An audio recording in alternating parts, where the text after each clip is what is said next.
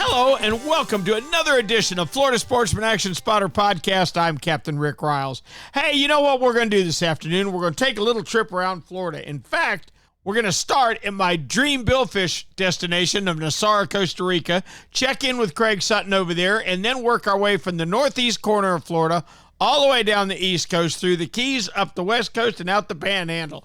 The Florida Sportsman Action Spotter Podcast is brought to you this week and every week by Yamaha. Reliability starts here. By Shimano, bringing people and nature together.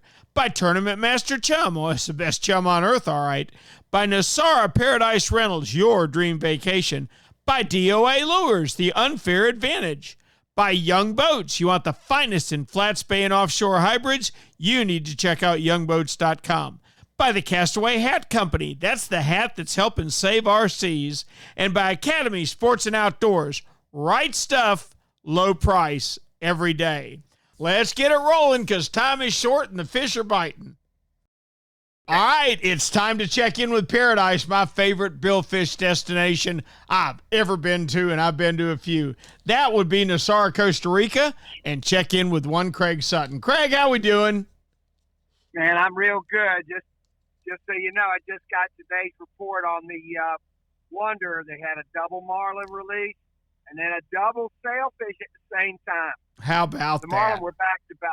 Yeah, and a nice a couple of nice mahi to go with it. They've spoiled somebody.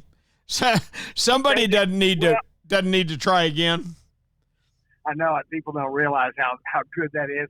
I think both of them were blue marlins, so they didn't get a grand slam. But you know, we've been catching, and I don't know if I mentioned it last week. We've been catching some wahoos. Oh, you did mention it, yeah. I did. Okay, good. Yeah, we're still catching them, man. And we've got so much mono out there that if we're catching them, trust me, we're losing a ton of them. They're coming in and clipping us off. So there must be a pretty good population of them there right now. Well, that's a good thing. And every time I get ready to switch over to wire, I'll pull that wire about 10 minutes, and I'm like, this doesn't feel right to me. I go back to mono leaders. If I get bit off, I get bit off. I'll live with it. Give me the most bites I can get. Well, but we got that light mono and those small circle hooks to get the bite, and that cobalt clear water. And I was there one day. We had, I guess it was 2 or 3 wahoo come in, and literally about 10 minutes and clipped off like 11, 12 baits. It was like click, click, click, click, click, click, click. Yep. Yep. And we got the hooks and one for just maybe 20, 30, 25 seconds, and then he, broke off. But, it's there, we can't run the wire. I mean, we really can't. It's just saying no to everything else. And you just, people are down there to catch big sailfish and marlin and mahi. So, not to say that the incidental wahoo's not great to have, but it'd be tough to just target them with that wire. Because you would not, in our cobalt clear water, it's not like off Jacksonville here. It's a different fishery. Well, it is, but anywhere there's cobalt clear water, you're right. You're not going to find me pulling leader or pulling wire. And I always believe I get more bites on mono. And incidentally, every time I get bit off, I never call it a kingfish. It wasn't a shark. It wasn't a barracuda. It was a 80-pound wahoo. You just count on that. Well, Craig, you are rolling into the best part of your season coming ahead, and you got people catching 4 billfish a day now. I'd say you're off to an awfully good start. Please tell me we can get an update from you next week. Absolutely, brother, man. Look forward to it. Thank you, Craig. Craig Sutton. And we're going to start our trip around Florida up in the northeast corner, where we always do, with one of my favorite humans on the whole planet, Captain David Voorhees. Dave, how are you? Hey, Rick, I'm doing great, buddy. Good. Doing great. And I believe you were scheduled to fish today. Did you just get off the water? I did. Just got off the water. It was a little tough today. I think there could be something like a worm hatch going on. I'm not sure. I'll probably call a few captains tonight and see what's happening. We did manage some really nice fish though today. But some of the fish we did caught had that bloated stomach, which is usually a sure sign that there was a worm hat. But hey, what about that tarpon in February? How many of those have you ever seen? That would be none other than the ones that get stranded or used to get stranded back at the old generating station. They had to be there because they were pumping out warm water. I've never seen one just, I guess you'd say, on the loose in February like that. That's incredible. I tell you what, he was covered in the sea lice. So, I mean, he was looking a little rough, but you could tell, man, he missed that migration party, and he wasn't supposed to be here. But anyway, it was a great day of fishing. All this week we've been on some good bites. With that outgoing tide later in the day, that's what I sort of like. I like that all this week behind that new moon. It definitely this winter. I've looked at the days that I've had really good bites, and they've either been around that full moon or that new moon. Well, it seems like when I struggle is between that moon phase. That answers my question. How much do you take moon phase into account? And obviously you do quite a bit. Well, in Northeast Florida, I do, Rick, mainly because we do have those 5-6 foot tide drops where maybe if you go down to South Florida and what do you get, a 1.5 foot or maybe a 2 foot tide? You don't really get those extreme tide drops where we have creeks here where pretty much most of the fish that are back in this creek have to get out or go find a deep hole at low tide. Mm-hmm. Yep, you're absolutely right. And the other thing those tides that do that people don't ever talk about, which I think play a bigger role than we think, is the current is like today it ripped. It was ripping today. And you got to think, man, these fish are working their butt off to stay in this current. So they're burning more energy. They got to get hungry, but when the water's really ripping like it is, like it did on this new moon, I find that you get around either the top end where the tide changes or that lower end. When you're between those tides and that tide is ripping, it makes for some tough fishing. Gotcha. That's exactly the answer we were looking for, David. As always, we appreciate your input so much. Please tell me we can check with you next week. I'll be here, Ricky. Okay, buddy. Thank you. Captain David Voorhees from right here in Northeast Florida. Are you tired of looking at the biggest, baddest sport fish boats in your marina and dreaming about being able to fish where they do? Are you ready to fish beyond your current boat's limitations? Hey, let me introduce you to the new unlimited Young 34. She's 34 feet 7 inches long. She's 11 feet wide, and she'll handle up to 1,200 horsepower. In effect, if you dream of fishing the Abacos, maybe the canyons of the Northeast, or the oil rigs and lumps in the middle of the Gulf, you need to see the new Young 34. There's literally no fish out of the reach of this world-class sport fisherman. So throw the limits off your fishing range. Go to youngboats.com today and check out the new flagship. Our thanks to David Voorhees for a great Northeast report. Now let's move down to East Central. That's Jimmy Ross territory. Jim, how you doing? I'm doing great this week, Rick. Good. I'm very glad to hear it. Tell me what's going on the Space Coast. Well, the bite slowed down just a little bit after this front. We're expecting it to pick up as the week progresses, but because we're going to have a new moon and we're going to have some higher than average temperatures. So between the two of those, I think that's going to be two good factors. But the flats fishing over the weekend slowed down. First part of the week slowed down. But those fish kind of ran back into some of the holes and scattered out because of all the wind we had, and the water got a little turbid, so it's making it harder to sight cast in some of those areas that we did have some clean water. Now, throwing chunk baits will help your numbers in those dirtier water scenarios. Once the water kind of settles in, and we should have a stable weather pattern this week, it should get better and better.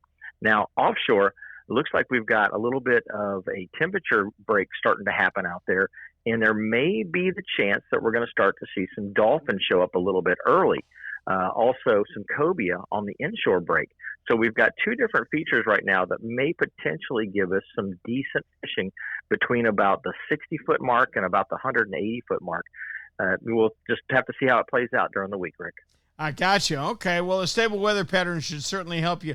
Hey, let me ask you a question. One of your very best customers calls up. He's going to be down in Florida for a whole month and needs you to pick a day for him to fish. Do you take moon phase into consideration?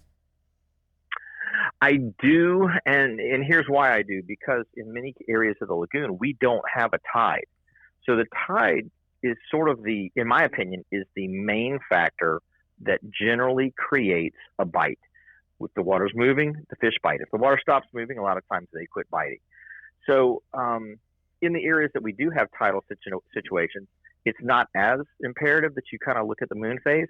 But in the areas where we don't have tide, which is a major portion of the Mosquito Lagoon, Indian River, and Banana Rivers, those areas are not affected by tide. And so the minor and major solunar table times seem to give you increased activity and help with your bite.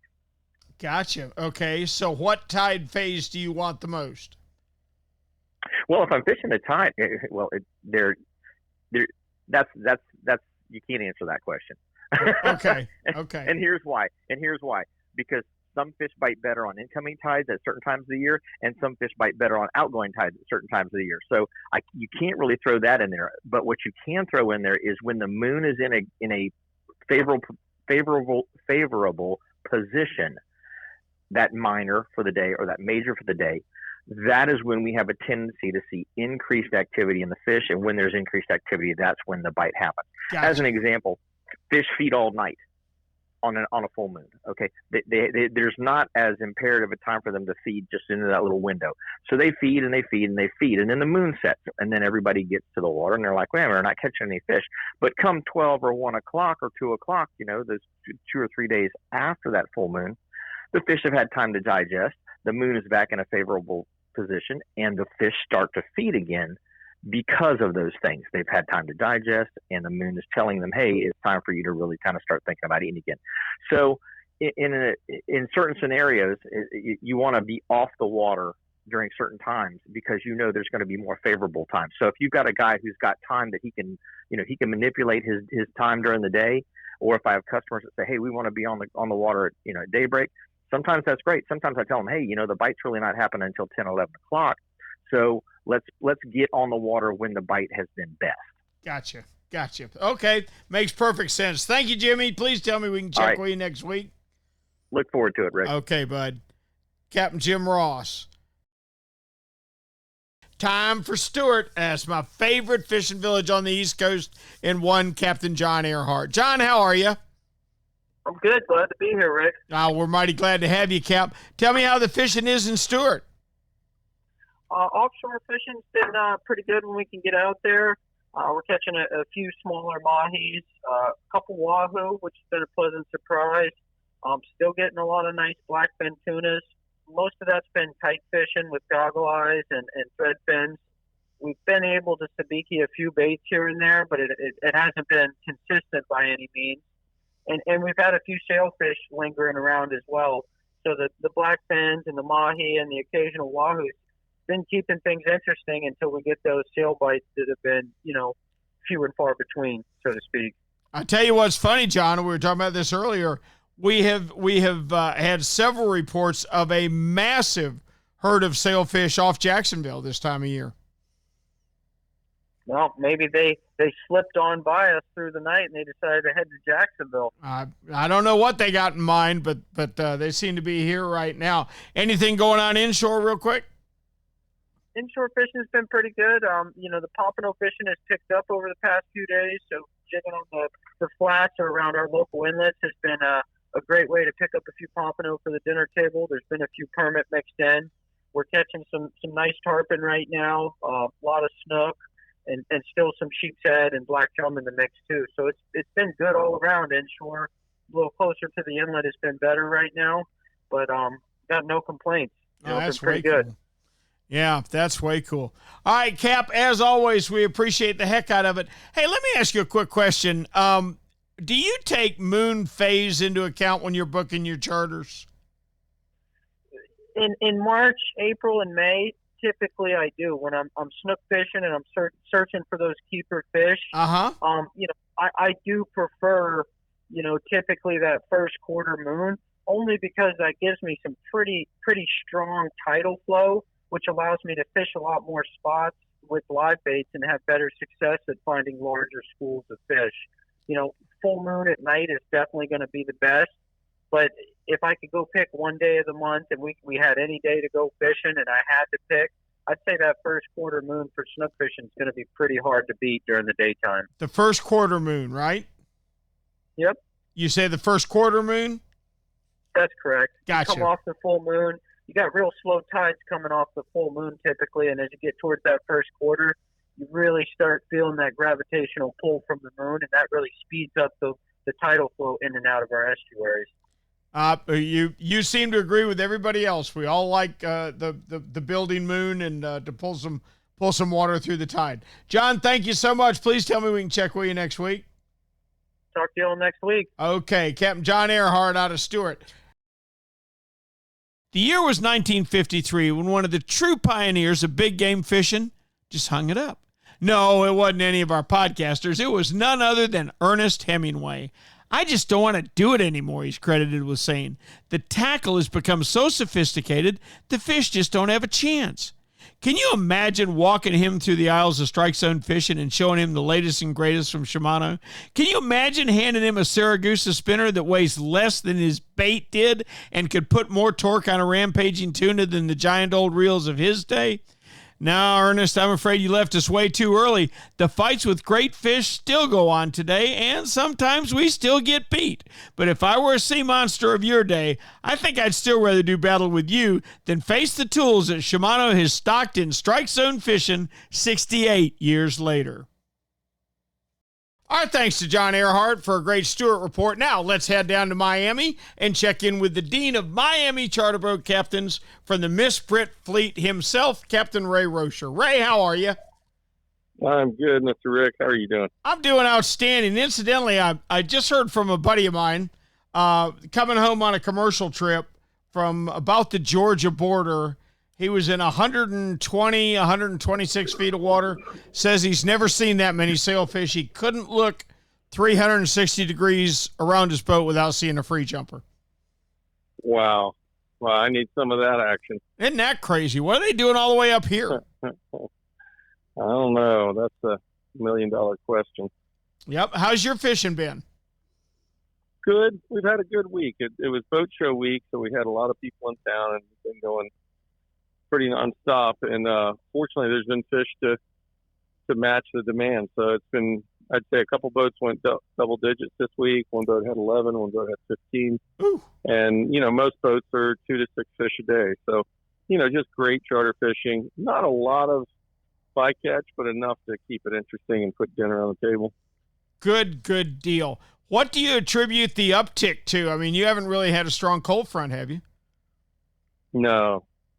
It seems this is really not the answer you're looking for, but it is really unpredictable. Last year, February was horrible. This year was great. Yep. Last year, January was okay. This year, January was tough. So it's almost just a cyclical thing. And, I always think that things like a body of water that holds a lot of food, whatever that food is, whether it's goggle eyes, ballyhoo, pilchards, squid, we don't know really. You got to remember they might be feeding it, at night on squid. Who knows what? We really don't know what they do 24 hours a day. And I think there's some factors outside of our knowledge that control their movements. And that boat fishing the Florida Cup maybe 3 weeks ago caught 55 in 2 days, and then it was over. And I mean it was over. So, what caused that push of fish? Obviously, water conditions. And he called me the night before and said, hey, it looks like it's making up. Should we pull the trigger? Because Florida Cup is I think you get 4 days in the 5-month season or so. And pulling the trigger on that day, at 11 o'clock at night is a big decision. And, he went for it and it paid off. That's fantastic. Hey, let me ask you a question before I let you go, Ray. How much attention do you pay to moon phase? Well, it depends on the fish. Swordfish, I really like being somewhere within a week of the full moon, maybe even 5 days. Sailfish, I've seen great. Some of those big silver sailfish derby record catches were around the full moon. And then when the fishing's slow, people attribute it to the full moon. So kind of goes back to what I said. I don't know that the moon for offshore bill fishing, other than swordfish, is, well, blue marlin definitely are controlled by the moon. You go to St. Thomas, you're fishing on the full moon phase. But that, again, it may have more to do with a spawning congregation or aggregation of fish controlled by a moon phase than just every month of the year. You know, I don't know that 12 months out of the year blue marlin are going to bite better around the full moon. I think it's when they're spawning and they're all gathered up, you know, a bunch of males with a female. So, and as far as swordfish, I'm going to end with one quick story. About 12, 14 years ago, I had a guy from Denver, Colorado call me for a last minute swordfish trip. And I actually tried to talk him out of it because it was one day after the new moon. And I went through this big spiel about, you know, the longliners and how they base their trips around the full moon. And that book, The Hungry Ocean, you know, Linda Greenlaw focused on that. And so, you know, I was really just trying to be transparent and give the guy an out. He said, you know, really, I'd like to go anyways. You know, I just want to see the technique.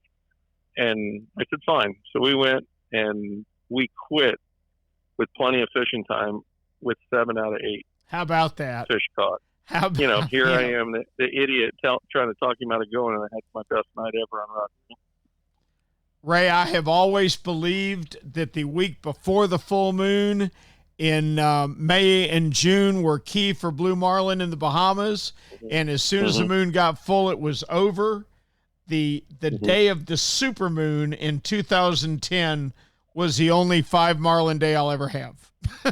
So, shows how smart I am. Cap, we appreciate it ever so much, and please tell me we can check with you next week. Yes, sir. Captain Ray Rocher from the Miss Brit Fleet in Miami, Florida.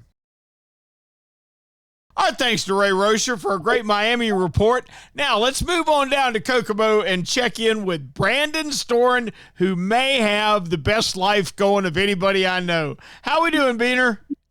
Good. I'm looking at a slicker day. We're going to have a beautiful sunset here in Kokomo. I'm with my lovely fiance catching some mullet because spring has sprung. Yeah, sounds like it, buddy. Sounds like it. Tell me how your fishing's been. You know what? Tarpon definitely moved in.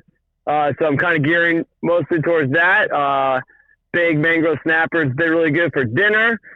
And also a lot of really big sea trout moved in.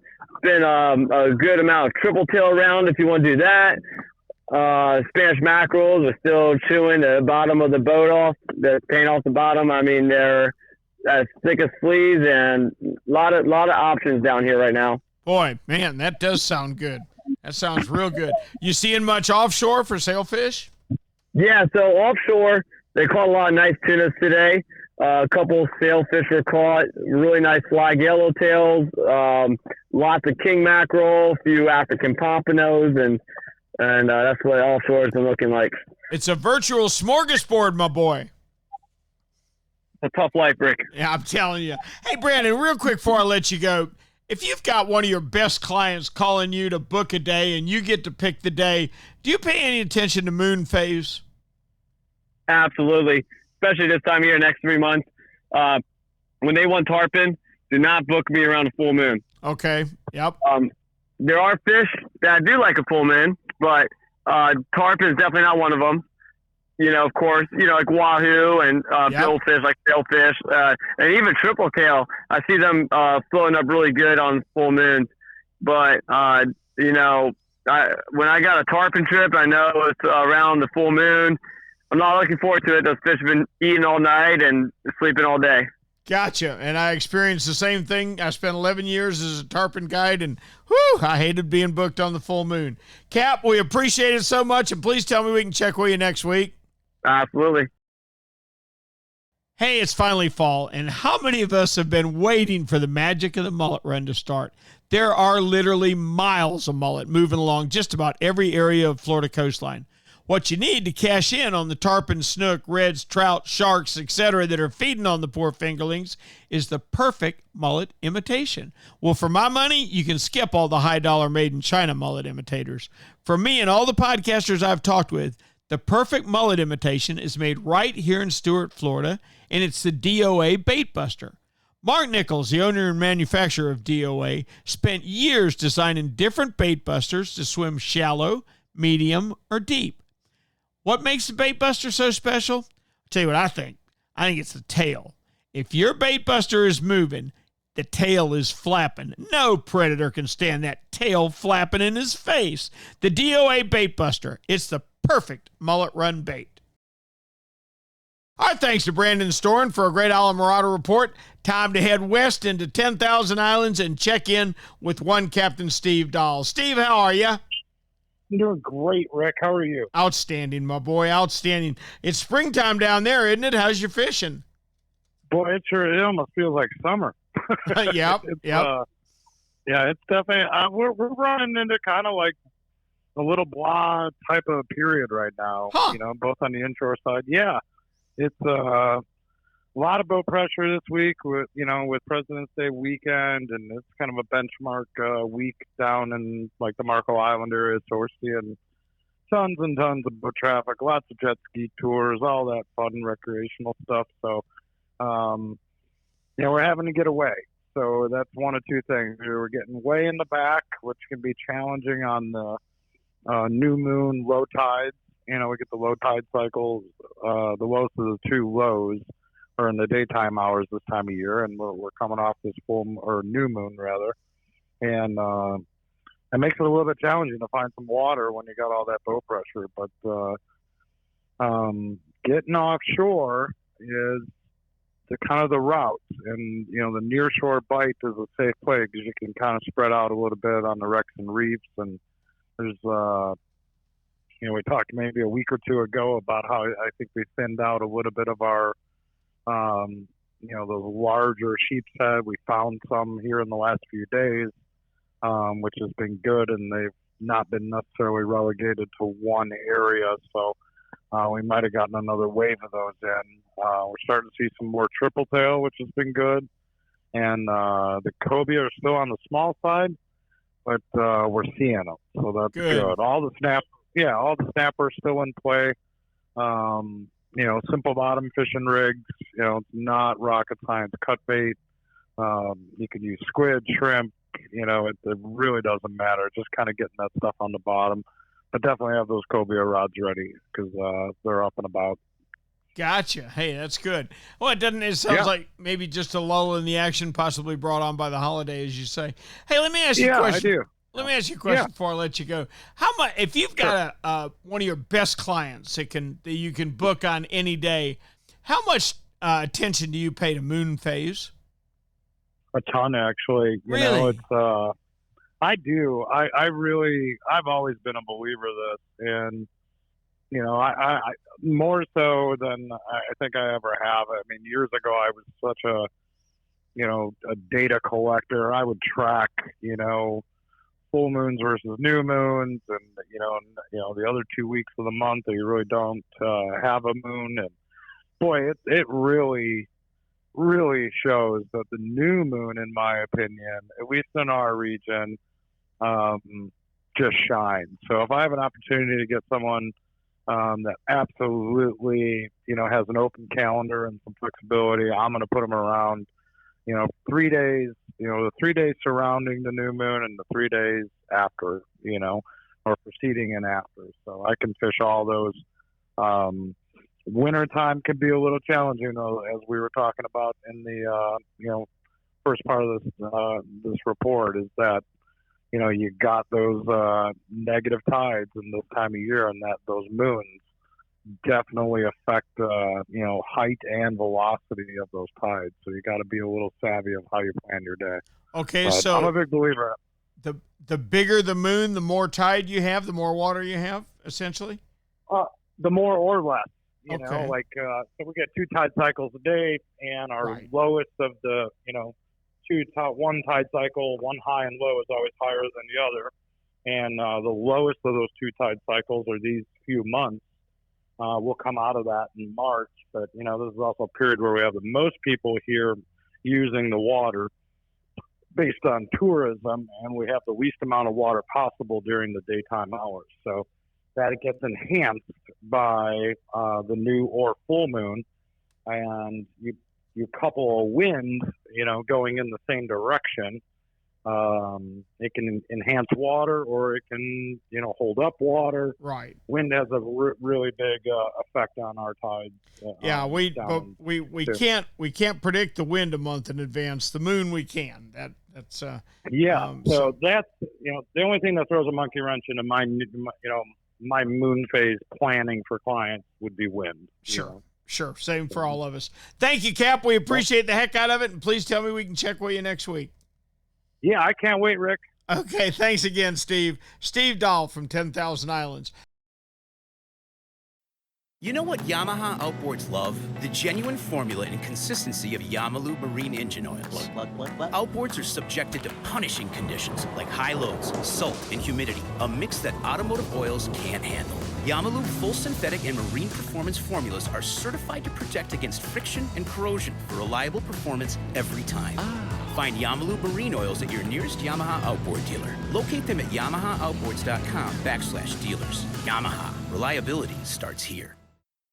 Hey, Raj, being consistent is a mark of a quality product. If you've been Florida's #1 chum for over 10 years, there's got to be a reason. For 10 years, Tournament Master Chum has lived up to its name. That's why more tournament pros insist on Tournament Master than any other chum. It's the only chum with Menhaden milk mixed right in. That means it gets the scent out faster and deeper than any other brand of chum. It comes in a grind size for every species from kingfish to catching bait. Your fishing time is way too precious to use second-rate chum. Bring the action to you by insisting on Tournament Master Chum. It's worth every penny. When you're ready for the finest in custom-made flat spay or inshore-offshore hybrids, you are ready to meet the Young family in Inglis, Florida. For over 21 years, the Young family has built custom boats one at a time for every type of fishing. Nothing can sneak up on a flat quite like the Gulf Shore flats boats, and I've never fished a better hybrid than the Young 24s and 27s. Rob Young is a naval architect who takes tremendous pride in each and every build for each and every customer that wants their boat custom built exactly the way they want it. Is it time for you to move up? Are you ready to own the finest boat built? Then you need to visit the Young Boat facility in Inglis, Florida, or check them out online at youngboats.com. Our thanks to Steve Dahl for a great 10,000 Islands report. Now let's move up north a little bit to Captain Greg Stamper in the Southwest region. Greg, how are you? I'm doing well, Rick. How are you today? Doing outstanding, my boy. Springtime is arriving here in Northeast Florida. It may not quite be here yet, but I can sure see it from here. Tell me about your fishing down there this week. All right. So we've had some good luck with trout this entire week. Sheephead have been very abundant on our docks and our local, oyster bars that are in somewhat shallow water. We've had very shallow tides all week long, and that really makes things tough when we have to get back into those skinny waters. We did catch a lot of small redfish this week. Good. They were all up in our rivers, so that was a very, very, very nice surprise because, honestly, where I wanted to fish for redfish, we just couldn't, Rick. So the redfish bite wasn't great, but the ones that did catch were all small, which is typical of fishing in the rivers. But the fish that we caught were very abundant. In some spots, we catch 2 or 3 at a time. They were in the 18, 19, 20 inches. Nothing to write home about. But they're there. Hopefully those fish will come back in our bay once everything warms up because we've had some really kind of crappy, really muddy water, and that doesn't really help us much. But overall, it wasn't that bad. Yeah, I got to tell you, I'm just so encouraged by redfish all around the state because I now feel like we have the regulations in the right place. Hey, I got a quick question for you before you go. All right. You're booking a charter a long time in advance. This guy can come anytime. If you're going to book him for a certain day, how much attention do you pay to moon phase? Oh, there's a bunch of that in there. It's really, for me, it's all about tide. Because I can only fix my tide. I can't help out what Mother Nature does. So for me, it's more about tide, making sure we have good water movement during the time that we're going to fish. And I can pick that out years ahead of time. The apps these days are amazing. And then on top of that, obviously Mother Nature can screw you up and throw some wind in there, but that's the minimal amount. At least I know I have a good tide. If I have a good tide, we have a really good chance of catching fish because I can still hide with wind. And then the moon phase, overall, I like to fish about up to about the full moon, those days right after it. can be a little bit weird. And as you know, Rick, I know you know this.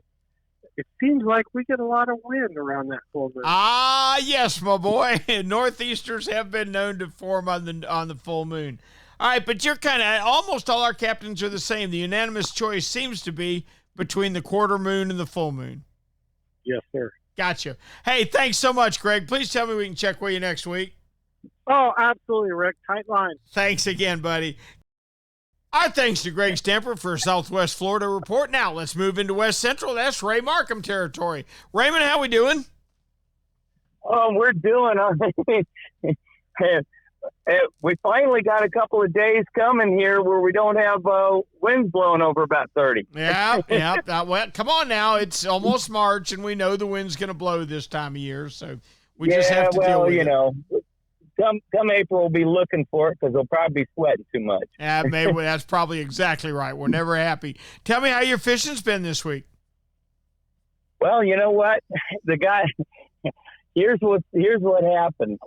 Most of last week, not all of last week, but most of last week, it just blew. And we had the same scenario we had the week before. There were like 2 days, maybe 2.5 days that were fishable. The guys that got offshore to fish, they just wrecked the red grouper again. Some of the guys that are not making it far offshore, but they're doing the nearshore waters anywhere from about 30 to 70 feet, 80 feet of water, are picking up some nice hog fish. Not a whole lot other going on offshore right now. It's just the guys haven't really had that much time to get offshore when, weather's been decent. But still, the inshore guys are just tearing up sheep's head. And it's still February, and I got to think about it. It's like February, March have always been real good months for sheep's head here. Right. And, and trout are sort of hit and miss. The guys that are getting into them, they're finding schools of fish. And typically on weeks like this with new and full moons, well, it's new moon tonight, or it just basically, the low tides early in the day, you're sitting there looking at potholes that they're fishing, and all these fish are gathering up in them. So it's like shooting fish in a barrel. But when that tide comes in, they spread out and makes it a little more difficult to find them. But the one thing also, the guys that aren't fishing those potholes and are working up real skinny, foot or less of water, they're catching some big gator trout. And I say big now, it's 24, 25 inches, decent fish. So hopefully they're releasing those big girls and letting them spawn. I know they can keep one, but still. Yeah, I'd sure rather have 2 16s than a 24. There's no doubt about that. And you're right, they are the most valuable to the spawn. Well, Ray, that doesn't sound bad at all. Does it seem like your trout season may be a little better than last year, or not as good? I think it's a little better. Our trout basically got cut off after about this time last year. Right. And it was almost an overnight thing where you'd go out fishing one day and you'd catch maybe 30 or 40 trout. The next day you could go essentially in the similar area, and they don't usually move very far, very fast. And there was like an absolute desert wasteland. And all that has to do with was the red tide that moved in here last year. So, knocking on wood, we had a little bit of a increase in red tide to the south of us last week. Hopefully things calm down and it kind of goes away again, because we were just starting to see a resurgence of redfish. Snook are starting to move out towards the flats, the mouths of the rivers, and they're sitting here thinking, okay, it's spring. Save the winter blow that lasted a couple of days. Everything else is, okay. Yep. Gotcha. All right, buddy. We appreciate the heck out of it. Please tell me we can check with you next week. Yeah, buddy. We will. Captain Ray Markham, we appreciate your West Central report.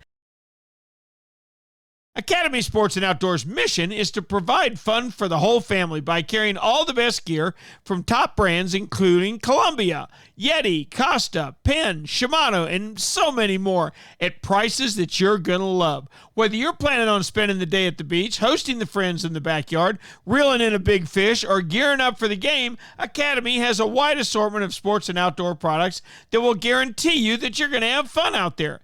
Hey, Academy has just opened their new store in Panama City, and look out, Tampa, here they come. You're next on the list. It's a dynamic and fun shopping experience while also offering convenient options such as buy online, pick up in-store, and free shipping on most online orders over $25. When shopping at Academy, customers are going to be able to take advantage of some great in-store services. How about they'll assemble your grill for you or your bike? How about scope mounting, bore sighting, line winding and spooling, propane exchanges? They've got the pros to get it done and the ability to purchase hunting and fishing licenses. With Academy's best price guarantee, if you find a better advertised price anywhere, not only will Academy match it, but they'll beat it by 5%. Until the new store in Tampa opens, you can shop online at academy.com or through Academy's mobile app. You can sign up for email alerts, receive digital ads, offers, and exchange with Academy's social media accounts. Academy Sports and Outdoors. Right stuff, low price, every day.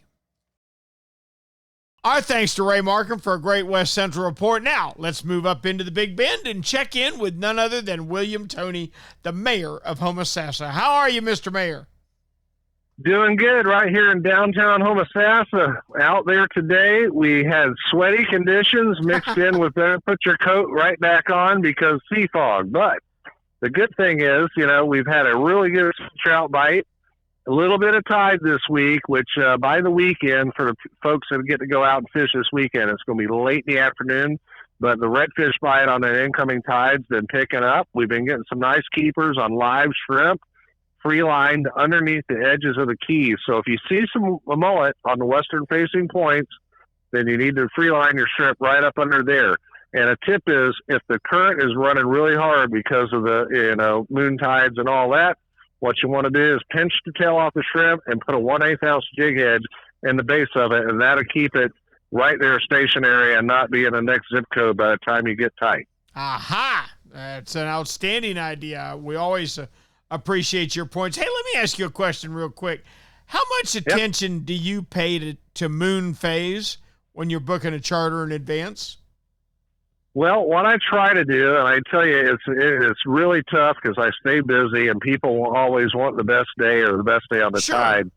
And so what I do, if I can, I always like a new moon in our area because the tide is a little more giving than a full moon tide comes in with a big rush and a hard push. A new moon tide gives us the same amount of water but with a longer duration.